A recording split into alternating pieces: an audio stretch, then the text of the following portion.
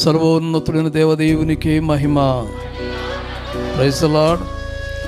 నీ పయనాన్ని ఆపవద్దు, నీ ప్రయాణాన్ని ఆపవద్దు. నీ విశ్వాస జీవితంలో నువ్వు తగ్గొద్దు, వెనక్కి తిరగొద్దు.